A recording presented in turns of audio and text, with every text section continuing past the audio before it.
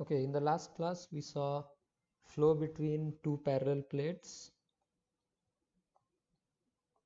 in which one of the plates was fixed and one of the plates, the top plate, was moving with some velocity.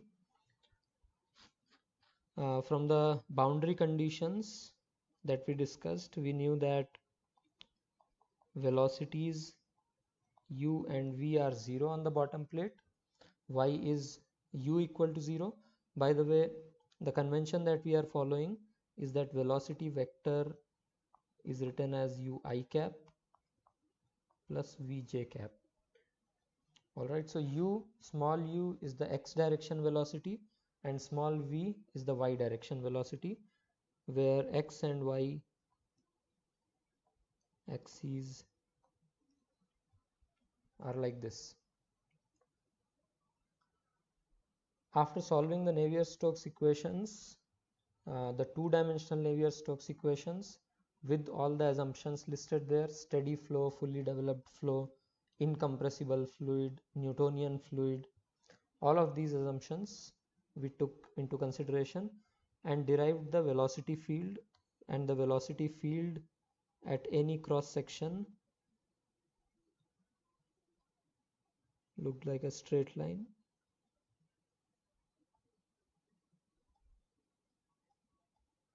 So at the bottom wall velocity is 0 and at the top wall it is capital U,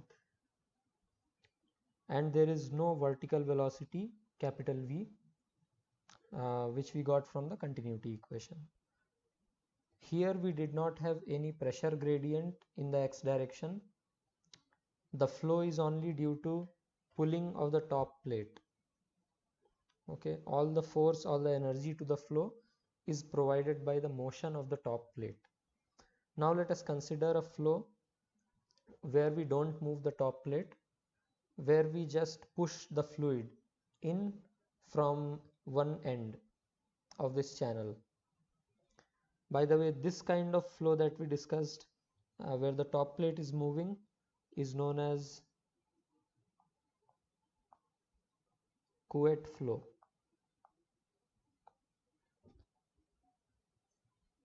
And the flow that we are going to discuss next, that is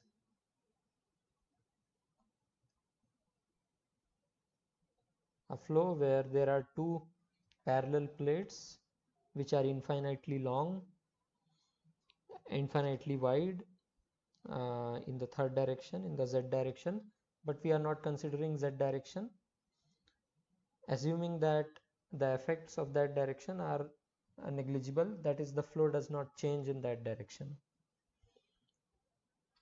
Now there is a pressure field here. Pressure is varying in the x direction. And how is it varying? So let us write pressure is a function of x only. So there is no gravity even now. That is our assumption. Both the plates are fixed.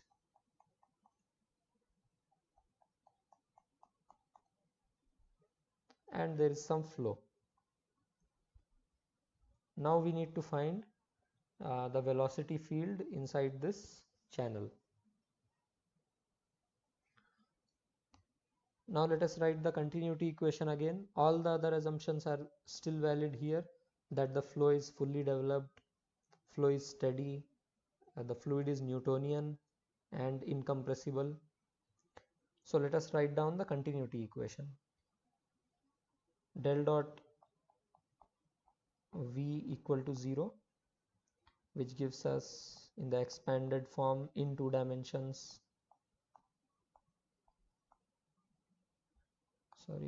y equal to 0,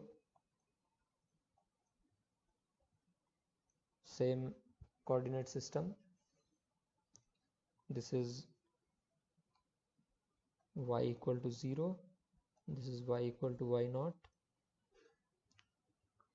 and now in this case velocities are 0 on both the plates because both plates are fixed. So you can imagine that the velocity field at any cross section will have a shape something like this. Okay, so the velocity will be 0 at the plate, and in between it can be anything. Okay, this is one of the shapes, but this is not the solution actually, but it may look like this. It will be 0 at the plates. That's all we know right now. Now let us write down what u and v can be a function of. Here we have said that velocity is fully developed. That means it is not changing with the x direction anymore. Let us write that down.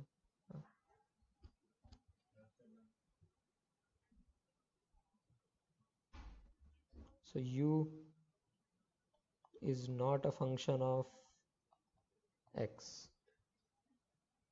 U is only a function of y, and it is steady state, so u is also not a function of time. Therefore, this term goes to 0. This means that velocity, the vertical velocity v, is not a function of y, and because vertical velocity is 0 on both the plates and it is not changing with y, that means v is 0 everywhere.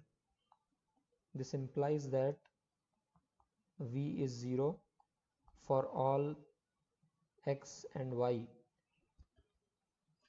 belonging to this domain that we are talking about. Okay, so this gives us the following velocity field: u of y j cap. This will be our velocity field. Now the only task is to find this function of y that this horizontal velocity is. So now let us consider the Navier-Stokes equations. Let us write the x direction momentum equation. We will neglect the time term and let us write the other terms: dou u by dou x plus v dou u by dou y equal to minus dou p by dou x, and then plus mu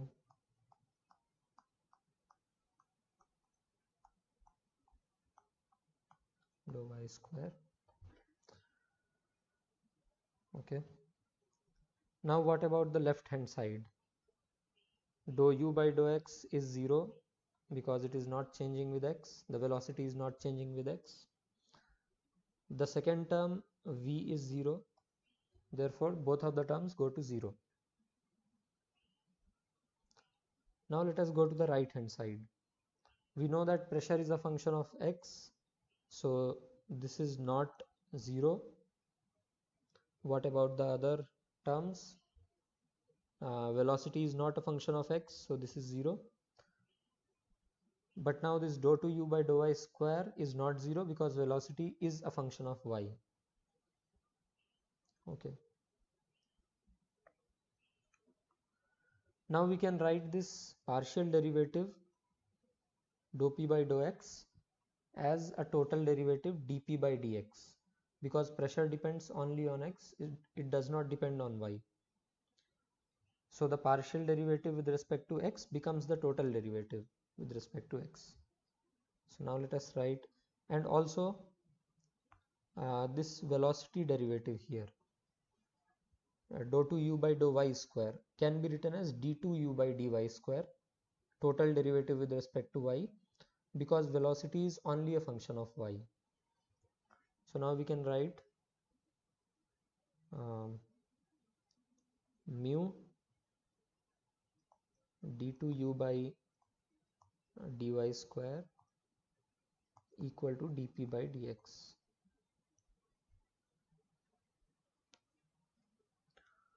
Now because velocity is only a function of y, Therefore, left hand side will only be a function of y. At most, it can also be a constant. So it is only a function of y. It is not a function of x. And because pressure is only a function of x, it cannot be a function of y. So the situation is something like this.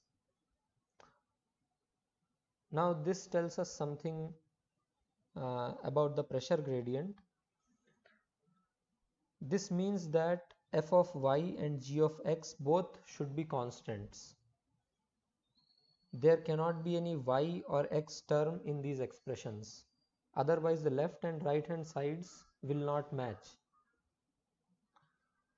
Therefore, both of these have to be equal to some constant.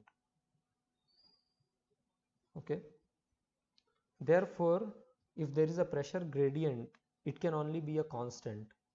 It cannot vary with x. This is only when it is a steady state condition and fully developed condition. We are talking about these conditions here. So for a fully developed steady flow of a Newtonian fluid and incompressible fluid, pressure gradient can only be a constant. Okay, this is what we have deduced from the x momentum equation. Now let us solve it. We'll solve it in terms of dp by dx, but we'll assume that it is a constant because now we know that it is a constant. Okay, we can call it g or something. Let us call it capital G for now. So this becomes d2u by dy square equal to this capital G by mu. Now let us integrate with respect to y. Du by dy will be g by mu dy integral, which will give gy by mu plus some constant. Integrating again with respect to y, we will get gy square by 2 mu plus c1 y plus c2. Alright, now let us put the boundary conditions. Boundary conditions are u equal to 0 when y is 0 and when y is y naught, again u is 0 because of the no slip boundary conditions. So using the first boundary condition here gives us C2 equal to 0, and using the second boundary condition after this, after substituting C2 as 0, we get 0 equal to g y naught square by 2 mu plus c1 y naught, which gives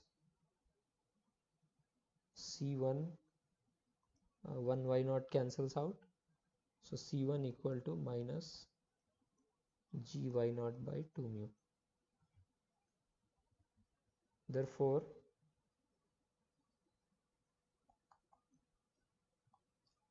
the velocity as a function of y is g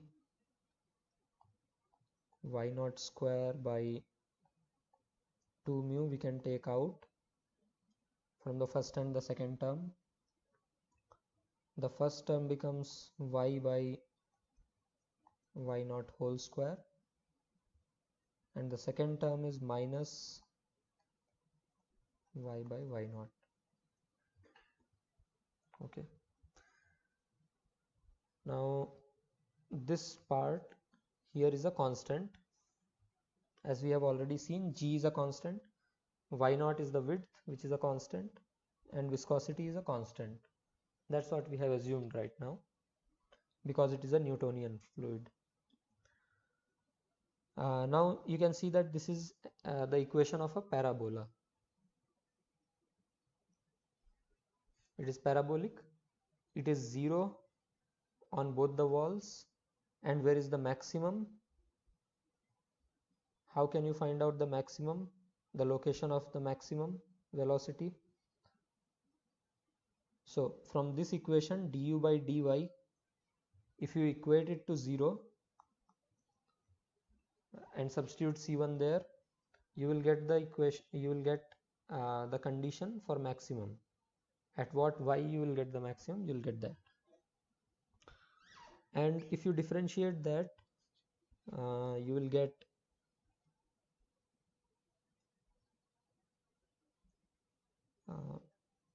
let me differentiate this. You will get 2y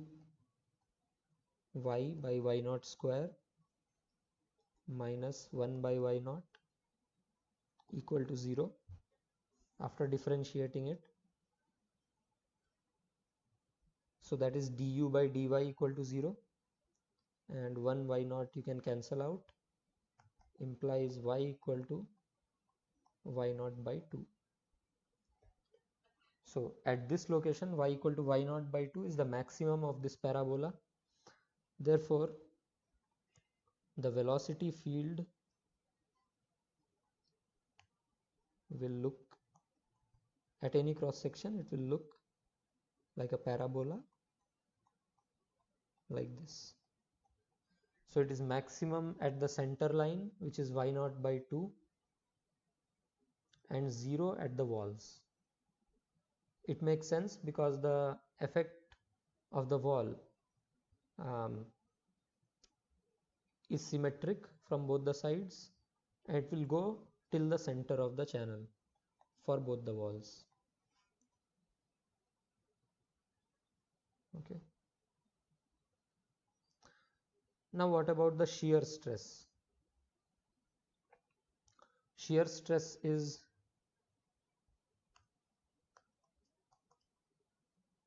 by the way, what is the subscript of this tau? Again, it is tau yx. We are talking about y plane and x direction because the flow is in the x direction. You can actually find out all the components tau xx, yy, xy, xy and yx are equal. So you have 3 components, and you can find out which components are non-zero.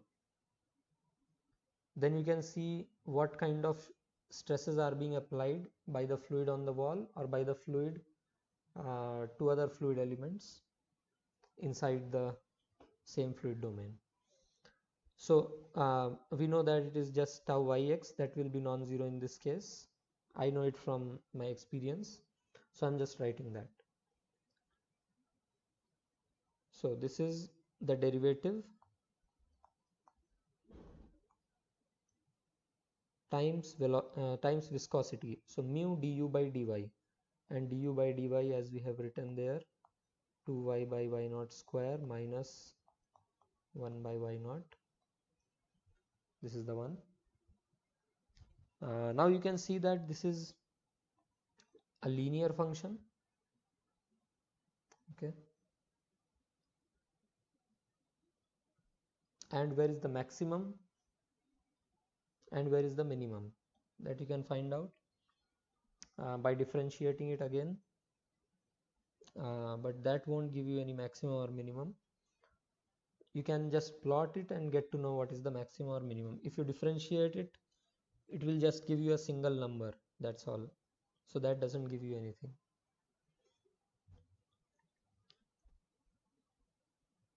If you plot this, let me plot it here. So for this channel at any cross section,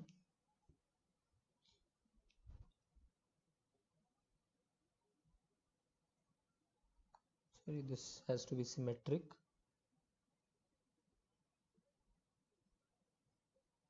Like this.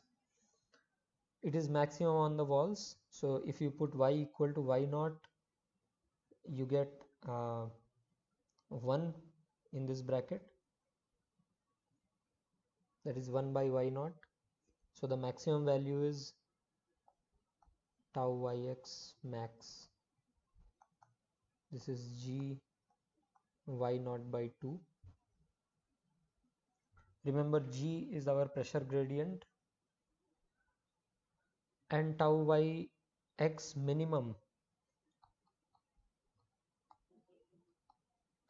that will occur when y is equal to y naught by 2, and which is 0 in this case.